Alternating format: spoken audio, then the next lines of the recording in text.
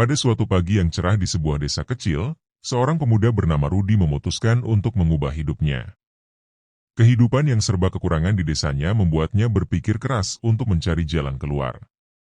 Rudi selalu tertarik dengan dunia kerajinan, dan sol sepatu adalah salah satu hal yang sejak kecil ia perhatikan.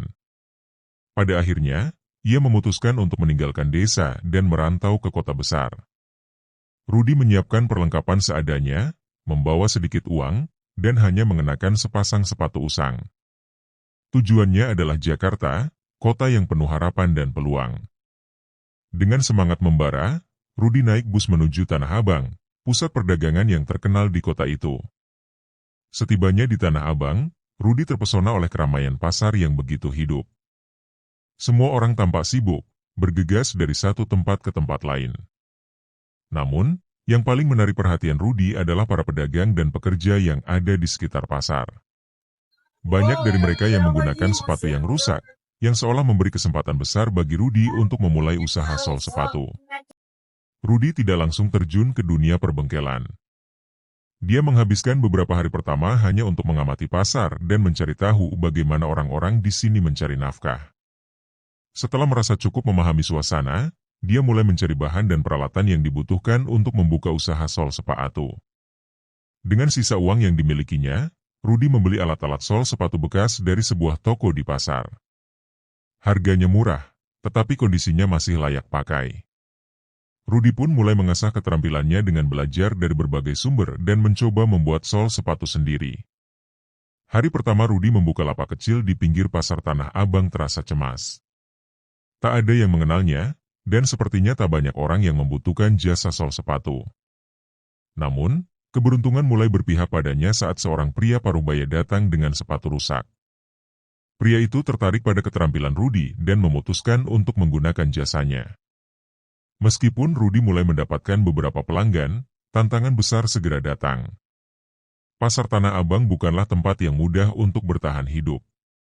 Banyak orang yang bersaing, dan tak jarang preman-preman yang menguasai sebagian besar wilayah pasar mulai mengintimidasi Rudi untuk memberikan uang keamanan.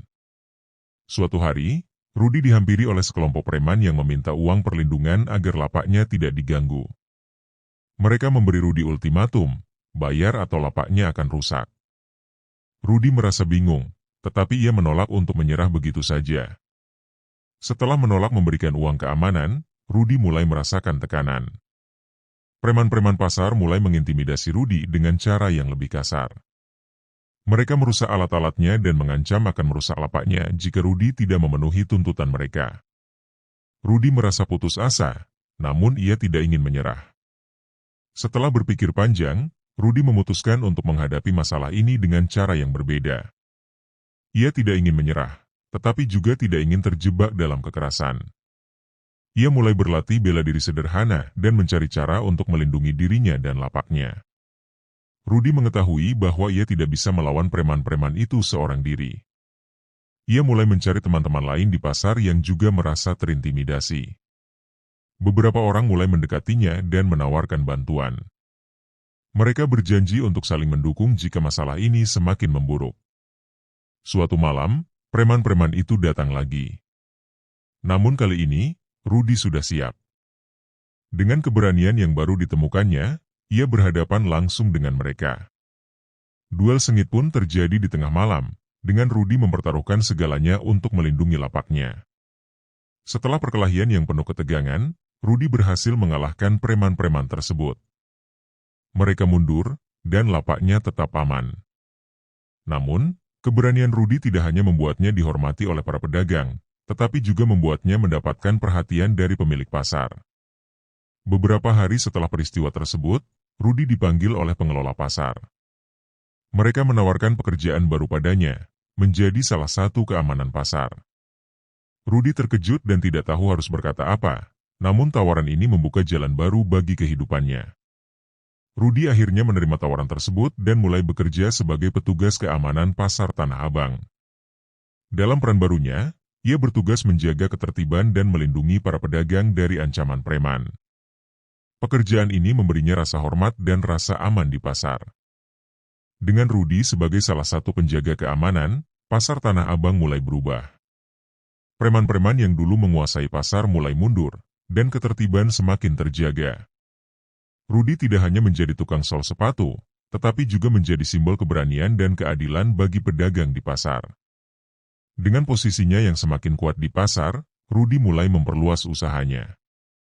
Ia mulai membuka lebih banyak lapak untuk menyol sepatu, dan para pelanggan mulai berdatangan lebih banyak. Kehidupannya mulai berubah, dan ia semakin merasa betah di Tanah Abang. Rudi tidak hanya mendapatkan pelanggan, tetapi juga teman-teman baru. Beberapa dari mereka adalah pedagang dan pekerja yang juga merasa aman berkat keberanian Rudi. Mereka mulai saling mendukung satu sama lain, membangun komunitas yang solid di pasar. Meski hidupnya semakin stabil, Rudi masih harus menghadapi tantangan baru. Persaingan usaha semakin ketat, dan ada beberapa pihak yang mulai merasa terancam dengan keberhasilan Rudi. Namun, Rudi tidak takut. Ia tahu bahwa selama ia bekerja keras dan menjaga prinsipnya, ia akan tetap bertahan. Sebagai seorang tukang sol sepatu yang kini juga bekerja sebagai petugas keamanan, Rudi merasa perlu meningkatkan keterampilannya. Ia mulai belajar lebih banyak tentang berbagai teknik perbaikan sepatu dan cara-cara menjaga keamanan pasar yang lebih baik. Suatu hari, Rudi mendapati bahwa beberapa orang yang pernah dekat dengannya mulai berkhianat. Mereka mencoba menjatuhkannya dengan tuduhan palsu dan menyebar fitnah. Namun, Rudi tetap tenang dan menghadapi masalah ini dengan kepala dingin. Dengan bantuan teman-temannya di pasar, Rudi berhasil membersihkan namanya. Ia belajar untuk tidak mudah percaya pada orang lain, tetapi juga untuk tidak membiarkan keburukan merusak hidupnya. Seiring berjalannya waktu, Rudi menjadi sosok yang dihormati di pasar Tanah Abang. Ia menjadi inspirasi bagi banyak orang yang datang ke pasar, baik yang ingin berbisnis maupun yang hanya mencari perlindungan. Rudi akhirnya merasa puas dengan hidupnya. Ia memiliki usaha yang sukses, teman-teman yang mendukungnya, dan pekerjaan yang memberi penghidupan yang layak. Tanah Abang bukan hanya tempat untuk mencari nafkah, tetapi juga tempat di mana Rudi menemukan identitas dirinya. Suatu hari, pengelola pasar mengadakan acara untuk menghargai Rudi atas keberaniannya dalam menjaga ketertiban pasar. Rudi merasa tersentuh, tetapi ia juga tahu bahwa apa yang telah dicapainya bukan hanya karena dirinya sendiri, tetapi karena dukungan semua orang di pasar. Meskipun hidupnya terasa lebih baik, Rudi tetap harus menghadapi rintangan dari waktu ke waktu. Namun, ia belajar bahwa setiap masalah bisa diselesaikan dengan kerja keras dan ketekunan. Rudi sering mengingat kembali perjalanan hidupnya yang panjang, dari seorang pemuda yang tak tahu apa-apa hingga menjadi sosok yang dihormati di pasar. Ia tahu bahwa setiap langkah yang ia ambil, baik yang sulit atau mudah, telah membentuknya menjadi pribadi yang lebih kuat dan lebih bijaksana. Seiring berjalannya waktu, Rudi mulai menjalin hubungan lebih dekat dengan sesama pedagang. Ia menyadari bahwa pasar Tanah Abang bukan hanya tempat mencari uang, tetapi juga komunitas yang saling bergantung. Rudi menjadi seorang pemimpin yang peduli terhadap sesama, selalu siap membantu mereka yang membutuhkan. Dengan semakin berkembangnya usaha sol sepatu, Rudi mulai membuka lebih banyak lapak di berbagai sudut pasar. Ia mempekerjakan beberapa orang untuk membantu mengelola lapak-lapak tersebut. Kini, Rudi tidak hanya dikenal sebagai tukang sol sepatu dan petugas keamanan pasar, tetapi juga sebagai seorang pengusaha yang sukses. Suksesnya usaha Rudi mulai menarik perhatian dari pihak luar. Beberapa pesaing mulai mencoba merongrong usahanya, mencoba mengambil alih pasarnya dengan cara-cara curang. Rudi menghadapi masalah ini dengan kepala dingin dan terus menjaga integritasnya. Ia juga bekerja sama dengan pihak berwenang untuk menangani pihak-pihak yang ingin merusak ketertiban. Rudi mulai merasa bahwa meskipun ia memiliki banyak hal, ada satu hal yang kurang, keluarganya. Ia merindukan keluarganya di desa dan merasa ingin memberikan lebih untuk mereka. Ia memutuskan untuk kembali ke desa dan membangun rumah untuk keluarganya, sambil terus mengembangkan usaha sol sepatunya. Kembali ke desa, Rudi membawa kebanggaan dan pengalaman yang telah ia peroleh.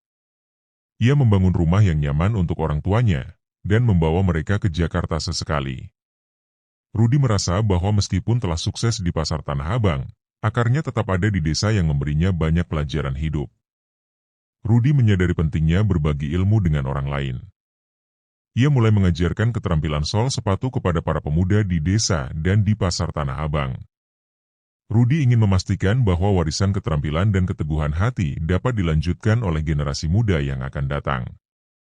Usaha sol sepatu Rudi semakin berkembang.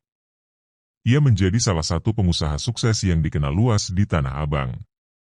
Selain itu, ia juga semakin dihormati sebagai sosok yang membawa perubahan positif di pasar. Tidak hanya sebagai tukang sol sepatu dan petugas keamanan, Rudi kini dianggap sebagai simbol ketekunan, keberanian, dan kepedulian terhadap sesama. Dengan segala pencapaian yang telah diraihnya, Rudi merasa puas dengan hidupnya. Namun, ia tahu bahwa perjalanan hidup tidak pernah berhenti. Ia masih memiliki banyak rencana untuk mengembangkan usaha dan lebih banyak berkontribusi pada masyarakat. Rudi menatap masa depan dengan penuh harapan, yakin bahwa setiap langkah yang diambil dengan tekad dan keberanian akan membawa kebaikan bagi dirinya dan orang-orang di sekitarnya.